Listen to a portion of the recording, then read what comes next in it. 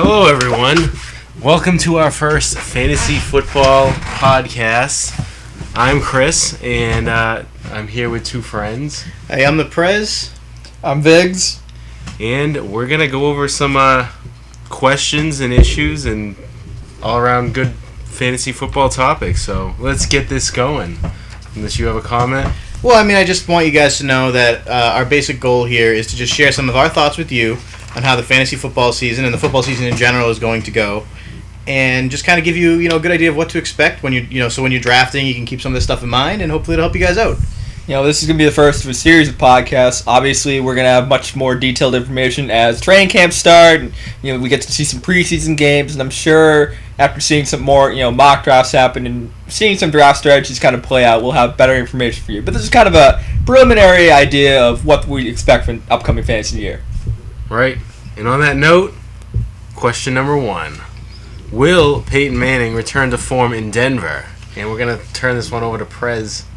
All right, well, this is actually a really good question because pretty much everybody in Denver right now is praying that Peyton Manning will be, exactly as he was in Indianapolis, and everybody in that division, other than the Broncos, is praying that he won't. It depends. The answer to the question, in my opinion, depends on how you define return to form. Do I think Peyton Manning is going to put up 49 touchdowns this year? No. I don't think that's remotely possible because he's not in his prime anymore. He wasn't in his prime when he got hurt. But do I think that he is going to be a solid, viable fantasy starter this year? I do. And then my reasoning for that is this. Peyton Manning is in a cushy division this year, and he's Peyton Manning. There's not every day, a multiple-time MVP, is out for a year. There's a lot of cases in history of players going out for a year and not coming back at full strength. But there hasn't been a lot of Peyton Mannings to do that. Exactly. And I've never seen Peyton Manning disappoint. I think that he's probably going to lead his Broncos to 9-7, 10-6 year. And I think that Peyton Manning, could win the division. Which could probably win the division. And I think that Peyton Manning would be a upper tier, upper middle tier starter for fantasy, probably top 8 or top 10. He's not going to be on the same level as Breeze or Brady or any of those guys anymore. Of course not. But I think that Peyton Manning is going to have a decent season fantasy-wise, and he might actually be a good value in the draft because of how low he's going. True. I think, before I let Adam take the table, I think he's been going around 15, 18, something like that, dollars. I think that's a pretty good deal for him, if you ask me. Especially, you can't get one of the top 3 guys, Especially since you can certainly take a flyer on him as a backup. Oh, exactly. Especially in some drafts, maybe he falls a little even further than that, and still take another decent guy, mid-range guy like a Joe Flacco or a Phil Rivers, and kind of play them off each other and see who does better. Yeah, you get some trade value out of them too, depending who else you draft. All right, Adam, what do you think? Well, I'll tell you this. If you're going to get him as a backup quarterback, well, you're doing amazingly. The guy, obviously, we understand the talent he has and the numbers he's put up in the past. But there are a few kind of mitigating factors that make me believe that I'd be a little worried about making him my kind of number 1 quarterback, my guy to go to war this year. There are a few things. It's one, he's got a totally new offense to work with, Sure. And I know he's the general, and I know he has he's a very smart guy and a guy who kind of leads offenses. And basically the year before he got hurt, he was basically running that thing by himself. But it is a new offense with new players, new terminology, new coaches. These are all things you kind of have to. You do have to account for in some way. You don't just pick it up right off the bat. True. There's going to be an adjustment period. Another thing is that he doesn't get to play in a dome, for home games anymore. He's going to be outside. And when it gets late, the weather does mitigate a little bit of what his value is. If you actually look at his schedule a little bit, towards the latter part of the year, let's go into December, he's going to be, home against Tampa, then away at Oakland, and then Baltimore, Cleveland, Kansas City. Those last 3 teams, Kansas City isn't going to play much fantasy, but those last couple of teams, those aren't, totally soft defenses there. Right. Even Cleveland. Cleveland actually has decent secondary. Baltimore can certainly bring it, and Oakland, division rival. Those teams always play you a little bit harder. And the other thing that people seem to not really be talking about is the fact that he's come off 4 neck surgeries? Yeah, I'm sorry. At least that we know of. Yeah, I'm sorry. What happened? We talk about risk for running quarterbacks and those guys getting hurt. How about a guy who we don't know if he's one hit away from just being done. True. You know, That's a like good point. I'm, you know, like we don't know like what his O line is, and I'm not, you know, he has a little bit of a running game to work with. If you assume Willis McGahee is going to kind of come back to form a little bit, but I think there's just a lot from my point of view, a lot more question marks than answers. If you're gonna get him cheap, like. You know, if you get him or later round. Later rounds, yeah. Where do you think? Like third, fourth? Yeah, maybe fifth. If he falls, I don't later. think he'd fall that far, but I might. You know what? know. I would let someone else take him because if I'm gonna look for a quarterback position, I'm looking to be make that a strong suit. I'm not looking at Peyton Manning. So you're. And if I'm not gonna be getting like a top tier guy like a Brady, Breeze, or Rodgers, Right. I'm gonna be shooting lower. You know, maybe a guy like Andy Dalton, you know, somewhere along that ilk. I'd rather have somebody like that than a guy like Peyton Manning, who in my mind has a lot of questions to answer. And yes, I get that he has like, you know, a lot of upside, and he could be, you know, like a fifth or sixth best quarterback this year. But for me, it's just a few too many questions that I would be comfortable, you know, not having the answers to for. So in essence, you'd rather take a Tony Romo or a Phillip Rivers than a Peyton Manning. Definitely Tony Romo. Phillip Rivers he's kind of falling off the map for me a little bit too. But yeah, I'd probably rather take him before Peyton. Okay. So those some good thoughts there. We got our next question. This is a bit of a homer question. Ooh. It's what are your thoughts on the Patriots receiving core this season, from a fantasy and of course a fan's perspective? Adam. Well, I'll tell you this. I mean, you look at the Patriots shooting core; they have a lot of guys. But in terms of fantasy-wise, I think there's about, you know, probably four guys you're looking at. You're looking at Welker, Gronk, Hernandez, and then the new addition of Brandon Lloyd. Okay, we know who Welker is. He's the slot guy. If you're in a PPR league, he's a dream. He's a guy who's going to put up, you know, around 100 receptions, get you, you know, 1,200 yards, few TDs. He's a guy who sets the tone for that offense. He's, you know, Brady's go-to guy in third down situations, even in first down situations. Just a very solid guy. Now, do you think his contract or his lack of contract will affect his play at all this season?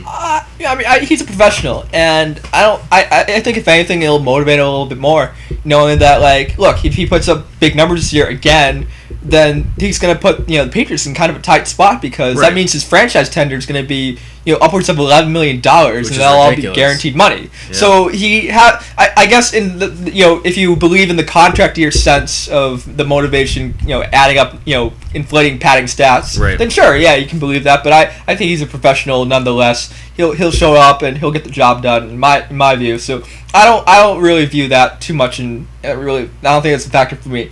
For me, Gronk, he just had such a dramatic year that was so unprecedented. You almost wonder if he's just going to trend down a little bit, just by sheer force of, you know, he can't possibly do what he did again last year, right? I mean, that doesn't mean he still isn't going to be the number one or two tight end. I think he will be. It's just that, you know, if the touchdowns come back down a little bit, which you would expect, and if defenses key up on him a little bit more, I think that opens it up for Aaron Hernandez to have a bigger year this year. So that's the thing for me. I mean, he's always been a question mark because he's that kind of talent who could, you know, break out and have a, you know, an 800, 900, you know, receiving yard year with, you know, double-digit touchdowns, and could be like a number 3 fantasy tight end, which is insane to think about. On the same team. On the same offense is just these guys, but Brady throws the ball a lot, so it's certainly plausible that that kind of year could happen for him, especially if other guys are getting attention. Now, for Brandon Lloyd, I think he's really an interesting question. You know, a couple years ago in Denver was the number 1 fantasy wide receiver, if I remember correctly. Yes, he was. I think he was. A little bit off year last year, kind of bounced around, got, you know, traded it out from Denver, then he struggled a little bit with St. Louis, put up some okay numbers. You know, obviously people are excited about the fact he's going to be back with Josh McDaniels, and that's good, and I'm sure he'll be feeling a little bit more comfortable, and, you know, having Tom Brady throw you the ball can't hurt as long as you're not, you know, Chad Johnson. As long as you can understand the playbook. Well, yeah, that still boggles my mind. Anywho, he's an interesting guy. I mean, you're probably going to look at him around that kind of mid, in terms of ranking receivers, like the mid-teens to 20s. So you're probably thinking, you know, a good guy for value and could break out this year. All right, thank you. Now, the Prez. All right, thanks, guys. I think that I'm just going to try to not be a homer at all in this one and just, like, you know, go straight for the heart of the matter. And that is that Brady had an amazing year last year, and there's only so much better he can do. He broke Dan Marino's record. I mean, granted, it was broken by Drew Brees as well, but there aren't that many more receiving yards to go around. Right. So what we have to do is we have to take that pie and we need to divide it into more pieces. The production can't be the same for these guys. There's going to be slight reductions on everybody. Now, Deion Branch last year, which a lot of people are leaving out, he was 600 yards receiving of that chunk of the pie. Right, that's true. Deion Branch is not the number 3 receiver on the team anymore. He might not even make the team. We don't know. And what you're going to have to look at is is Gronk going to get 1,300 yards again? Probably not. Is Welker going to get like 14 something? Odds would say no, but odds would say no. So you're going to have to take that 5,200 yards that Brady had last year, and you're going to have to, when you divide it amongst the receivers, you're going to have to shave off about probably 300, 400 yards and just put him on top of Branch's 600 and give that 1,000 to Brandon Lloyd. He's probably going to get a 900 to 1,000 yard season this year because he is that much, I'd say 300 yards better per year than Deion Branch is at this point in his career. Yeah. And all things assuming equal, that means maybe 200 yards, 1,200 yard season for Welker, maybe 1,100 yard or 1,000 yard season for Gronk. Aaron Hernandez, which a lot of people don't know, 900 yards last year That's true. A sneaky 900 yards. Which nobody really noticed. Aaron Hernandez is a great guy, and he is an amazing talent. But there's too much. He's not going to get that again. Look for about 700 yards from him, maybe 750. He's a solid guy. He's going to be using a lot of formations, and I think he's going to have another good year. But I mean, he had like a top 5 tight end year last year, and he was behind Gronk, and we didn't have the weapons we do now. So what I'd look for is this. Brady is going to have a similar year, in my opinion, that he did this year. Did last year. This year he's going to have the same sort of year. Whereas the receivers are all going to kind of drop off a little bit. And that's just an issue you have to take. Now, what I really think you have to look at, though, is the running game. Yeah. We were talking more about the receivers, but I think it's important to point out we did lose BenJarvus Green-Ellis, and while he only had 667 yards last year rushing, which is not amazing for a running back, he also did have double-digit touchdowns. And those are going to go to either some or maybe one of those running backs on that roster. Now, I don't know whether it's going to be Ridley. I don't know whether it's going to be Vereen, but Ridley's going for about $8 right now in ESPN auction. I think Vereen's going for like a $1 or $2 flyer. Pick up if you can. They're good sleepers to look at because if one of those ends up as a new BenJarvus Green-Ellis, you're going to be looking at a number 2 running back just on touchdowns alone. We don't run a lot in the Patriot offense, but we do run touchdowns in a lot. It's true. And that production has to go somewhere, and I think it's going to go to either Vereen or Ridley. I don't think it's going to be a Dyer Woodhead. So, those 2 guys, keep an eye out for them. Maybe snag one of them as a sleeper. And other than that, just try to moderate your expectations on all the receivers for this year because they're going to be a little less than they were last year. Now, would you recommend handcuffing those 2, Ridley and Vereen? I would be tentative about it just because that's going to be 2 bench spaces that you're going to be taking, but it wouldn't be a terrible idea because you'd be trying to guarantee yourself that. But the risk you run is that if it does come down to an even split in terms of the touchdowns, then you got 2 basically worth maybe flex players at best. I'd say this: if you're gonna handcuff a running back tandem, I know we're going a little bit off topic. I would pick. There are quite a few other teams I'd rather handcuff together than a team like that who predominantly hasn't run the ball a ton, and they might decide that a more balanced philosophy is fine, but we don't know that yet, and that's something we could look for in training camp and preseason games, see if they show some of that. But So yeah, to answer your question, I wouldn't necessarily handcuff the 2, but I would just keep an eye out on them. Maybe you might want to take a sleeper pick on Ridley. Maybe you keep a waiver eye out for Vereen if he doesn't get drafted. They're just stuff to look at because one of those guys or possibly both of them are going to get that production that Green-Ellis left behind. True. So it has to go somewhere. Mm-hmm. So that was good. That was a good.